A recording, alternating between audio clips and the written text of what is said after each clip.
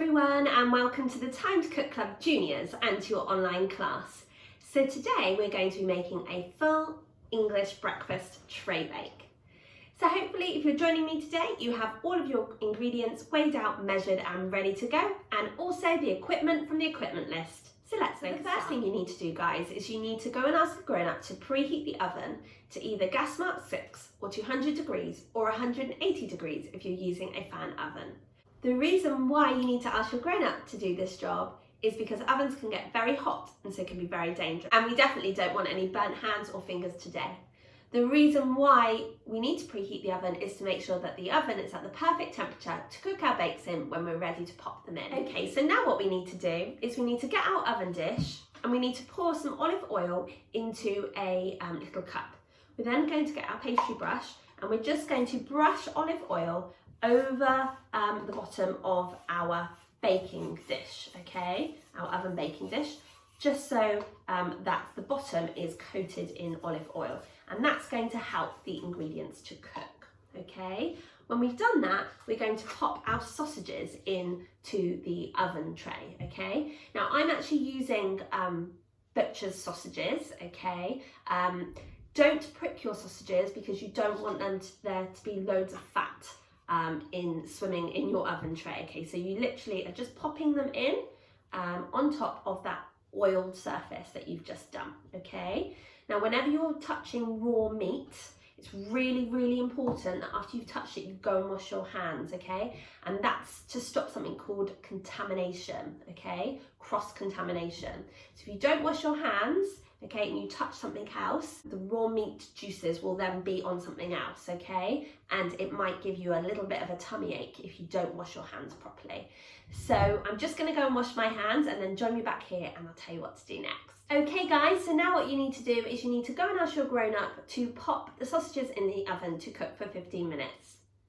So join me back here when you've asked your grown-up to do that special job, and I'll tell you what to do next. Okay, welcome back guys. So now what we need to do is we need to chop out onion, okay? So whenever we're chopping anything, we're always following our golden rules. And that is, we're always chopping on a chopping board. We're always looking at what we're doing the whole time and we're keeping our fingers well away from the blade, okay? So we're going to start by cutting our onion all around the edges of that onion core, okay? So you're just going to hold your onion really, really firmly on the chopping board and you're going to use your knife to cut down, okay? So you obviously still have the skin on the onion and that's fine, okay? It's much easier to peel once you cut it. You're just going to cut all around the edges of the onion, like so, okay? And then what you're going to do is you are going to very carefully peel off the skin of the onion, okay, like so. Great work guys, well done. Okay, I'm just going to peel off the last one. Now I still haven't found a way to cut onions without crying, so I'm going to show you how to do the first bit and then I'm going to leave you to it, okay, otherwise you'll see me weeping. Okay, so what you need to do is you need to cut off the top part of the onion, okay, and then you cut off the bottom part of the onion, so topping and tailing, and then we're just going to cut the onion into wedges. And you're just going to repeat until you have prepared your onion, okay? So cutting the top and bottom of the onion and then just cutting it up into thick kind of wedgy slices. So join me back here when you've prepared your onion and we can continue with our bake together. Okay, welcome back guys. So hopefully by now you have chopped up your onion into wedges. And now we're going to prepare our potatoes. So we're using baby potatoes today, and we're just going to take off any kind of hard bits of the potato, okay, any little knots in the potato, and then we're going to cut the potatoes into half or quarters if your potatoes are pretty big, okay? So we're going to pop our rainbow bridge over the top of our potato, holding down carefully, pushing down carefully on the potato to the board, and then cutting our potatoes in half, okay? So again, chopping off any kind of knobbly bits of your potato, doing that rainbow bridge, holding your potato firmly, and then cutting down through the middle, okay? We're just going to keep going until we have prepared all of our new baby potatoes. So join me back here when you have prepared all of your potatoes.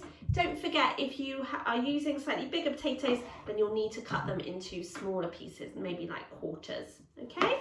Well done guys, keep chopping away and I'll see you back here in just a minute. Okay, welcome back guys. So hopefully by now you have prepared all of your potatoes.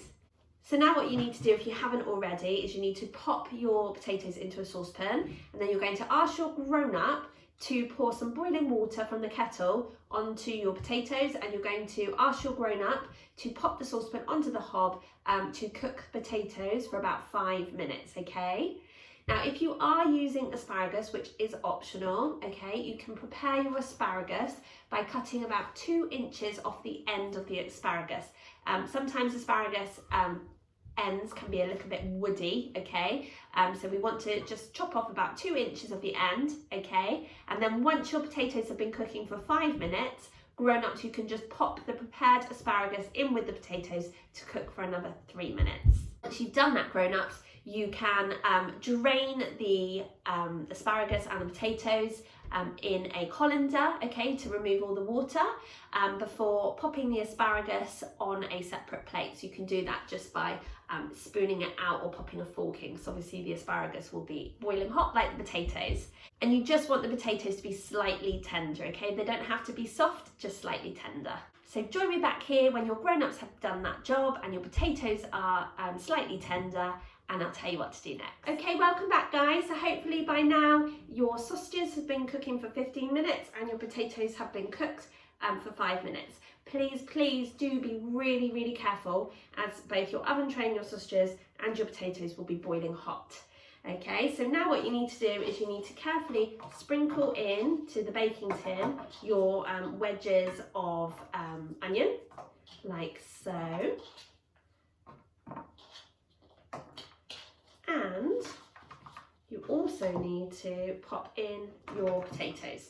But as I said, please do be really careful, okay? Because they've just come out of the boiling hot water, so they'll be really hot. So now what you need to do is you need to go and ask your grown-ups to pop your oven tray back into the oven for another 15 minutes to continue to cook. So I'll see you back here in 15 minutes and I'll tell you what to do. Okay, welcome back guys. So hopefully by now your potatoes have been cooking in the oven dish for 15 minutes along with your onions and your sausages. So now what you need to do is, with your grown-ups' help, you need to turn over your sausages, turn over your potatoes, and then add in your tomatoes, your mushrooms and your bacon. Okay, so I'm just gonna turn those sausages over like so. Make sure you do ask your grown-up to help, okay, because obviously this whole tin and everything in it will be boiling hot. Okay, so now we're just going to turn the potatoes over using kind of a spatula or a fish slice, okay, just to make sure that they can cook on the other side too. Okay, we're now going to prepare our mushrooms. So you can either wipe over them with some kitchen towel or you can peel the skin off your mushroom. Okay, so to do that, you just literally pop your thumb into the base of the mushroom with the stalk up and just peel off the skin, okay? The reason why we don't wash mushrooms is because they will absorb all the water and get really mushy, okay? So that's our mushrooms. We're not chopping them or anything, we're literally popping them in whole. And then we're going to pop in our cherry tomatoes, okay? So you can use as many of these as you like. Okay, we love our tomatoes, so I'm going to pop quite a few in, I think, like so. Just kind of try and spread them out between the sausages and the potatoes and mushrooms and the onions. Okay, great work. And lastly, we're going to add in our bacon slices. Now I'm using 4 slices of back bacon, smoked back bacon, and I'm just going to, with some scissors, I'm just going to cut the fat off the bacon, okay? It's up to you whether you want to do this. It just makes it a bit leaner, okay? So again, I'm just going to pop my bacon. I'm going to pop it on top of those other ingredients, I think, otherwise I'm going to run out of room, like so. Remember, when you're using scissors, the rules when we're cutting still apply, okay? Because scissors are also very sharp. So you need to be watching what you're doing, okay? And moving your fingers well away from the blade as you're chopping. Great work, guys. Well done. Okay, nearly there. So remember what I said about whenever we're handling raw meat, we always need to wash our hands afterwards. So I'm going to go and wash my hands now. We'll be back in just a second. Okay, so we're now going to get our grown-ups to pop our tray bake back into the oven for another 7 minutes. If you're using asparagus, you then need to ask your grown-ups to get your tray bake out of the oven so you can add in your asparagus tips. And you're then going to ask your grown-up to pop the tray back into the oven and cook for another 17 minutes. If you're not using asparagus, then you need to get your grown-up to pop this tray back into the oven for 24 minutes to cook, okay? And then join me back here. And then we've only got a few more ingredients to add before we've finished. Okay, well done guys.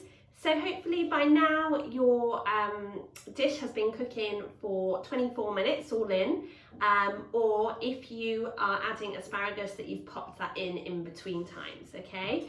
So now what we're going to do is we're just going to turn that bacon over, okay, to make sure that the other side's cooked too. And you also need to try and find a little bit of room, okay, for you to add in your eggs, okay? So there. It's looking pretty full already, okay? We're going to use 4 eggs. If we crack them on the side of the oven dish, okay, we might burn our fingers because the oven dish is going to be really, really hot because it's just come out of the oven. Okay, so I'm going to crack my egg on the side of a bowl, and I'm literally just going to do little taps. Then I'm going to pop my thumb through and I'm going to pop the egg into a space in the oven tray, okay? But you need to ask your grown-ups to help with this job because, as I said, the oven dish is really hot. Okay. So I'm gonna pop it in there, like so. That also gives us time to check that the egg's okay, before pouring it in to your gap, okay? And we're going to do exactly the same thing, okay? I've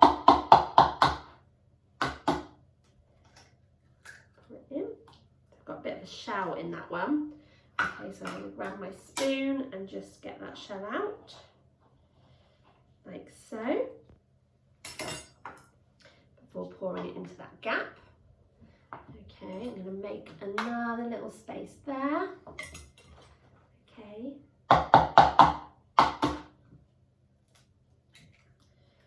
Like so. And I think I'll make another little space. So I move that bacon. There's lots going on in this dish. I'm going to make another one there. Okay.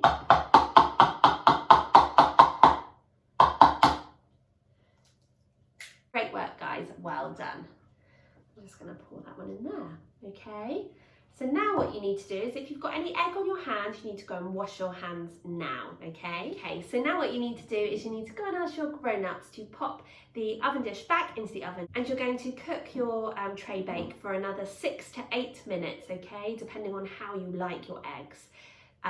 So grown-ups, check on your tray bake in 6 minutes time and just see what the eggs are doing, and if you want you can pop them in for a few more minutes to continue to cook, okay? So join me back here and we can just add the finishing touches to your tray bake. Well done guys. Welcome back guys. So hopefully by now your tray bake breakfast has been cooked to perfection, and now what you need to do is you just need to add, if you'd like, a little bit of seasoning. So a little bit of salt, a pinch of salt, like so, and a pinch of black pepper.